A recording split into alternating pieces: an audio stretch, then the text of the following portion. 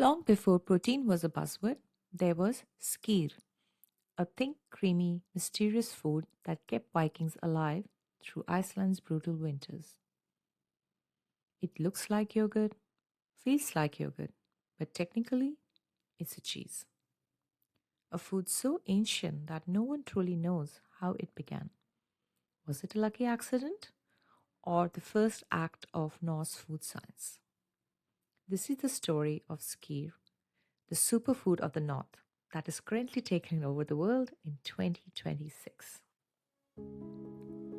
When Norse settlers landed in Iceland around 874 AD, they brought with them their animals, their culture, and their ancient dairy know how. But Iceland was harsh, nearly treeless, windswept, isolated, and poor in salt. Preserving milk was essential if they wanted to survive the long, dark winters. So, they turned leftover skim milk into something durable, a soft, cultured curd that could last for weeks. That transformation may have started by accident. A clay pot of milk carrying natural bacteria, a bit of animal rennet still clinging to the calfskin bag. When they noticed it thickened, smooth, sour, nourishing, they tasted history in the making. In 1783, Iceland faced a volcanic winter. 80% of their livestock died. Famine was everywhere. But the skyr cultures survived in the wooden buckets of Icelandic farmhouses. For many, skyr wasn't a snack, it was a spoonful of survival. In Iceland's early sagas, skyr appear not as a treat but as a fuel for heroes. Over time, that curious accident became a daily ritual. Women mastered the recipe, handing it down from mother to daughter, a quiet act of preservation that outlasted dynasties.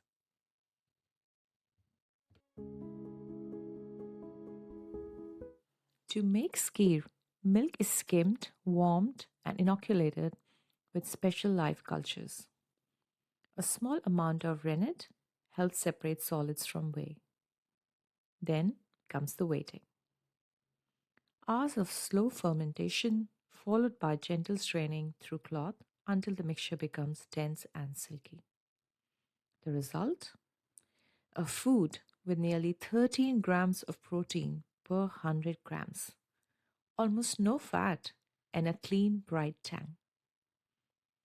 Yogurt may have cousins across Asia and Europe, but skyr is uniquely Icelandic, born of scarcity, patience, and a little microbial magic. Though many Nordic traditions vanished over time, skyr never left Icelandic kitchens.